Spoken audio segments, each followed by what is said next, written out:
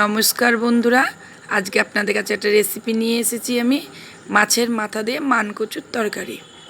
কচুগুলা কেটে রেখে দিয়েছিলাম। কচুগুলা গরম জলে দিয়ে কিছুটা ভাপিয়ে নেব। তার সাথে দুটো আলু দিয়েছি, একসাথেই ভাপাতে দিয়ে দিলাম। সামান্য একটু লবণ দিয়ে আমি কচুটা ভাপতে দিলাম। তাই বলে খুব সিদ্ধ করব না, হালকা সিদ্ধ করব। আপনারা চাইলে এটা নিরামিষ করতে পারেন। কচুর তরকারি খুবই ভালো লাগে। আমি একটু মাছের মাথা দিয়ে নতুন করে করছি, আপনারা সাথে আমার থাকুন আর দেখুন রান্নাটা। আমি ঢেলে নিলাম কচুটা খালি খোলাতে, শুকনো খোলাতে কিছুটা সাদা জিরে ভেজে তুলে রাখবো। এটা প্লাস্টিক গুঁড়ো করে দিব, খুব সুন্দর সেন্ট হয়।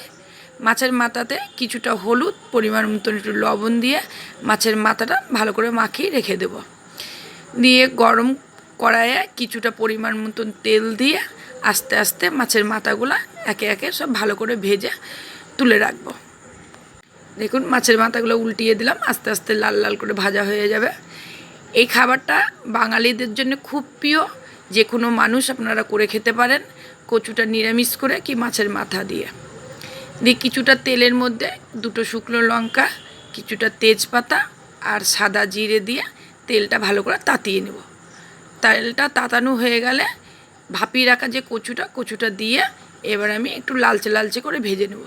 ভেজে নেওয়ার পরে কেটে রাখা টমেটো, জিরে বাটা, আদা বাটা, কিছুটা লঙ্কা বাটা, লাল লাল লঙ্কা দিয়েছি, কালারটা একটু খেতে ভালোই লাগবে, দেখতেও লাগবে। কিছুটা হলুদ, পরিমাণ মতন লবণ আর কিছুটা স্বাদ মতন চিনি দিয়ে পুরো তরকারিটা পুরো লেড়ে তরকারিটা আমি কিছুক্ষণের জন্য ঢেকে দেব।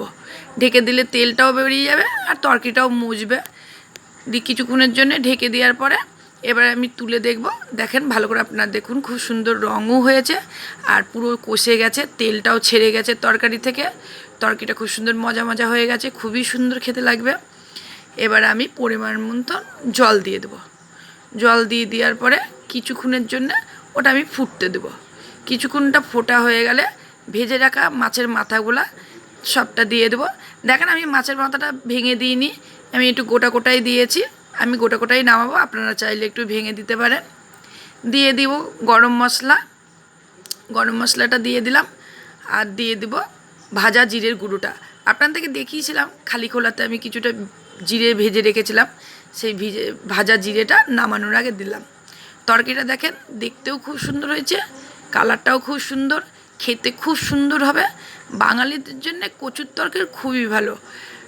আজকের মতন এই রেসিপিটা সব বন্ধুদেরকে আমরা পাশে থেকে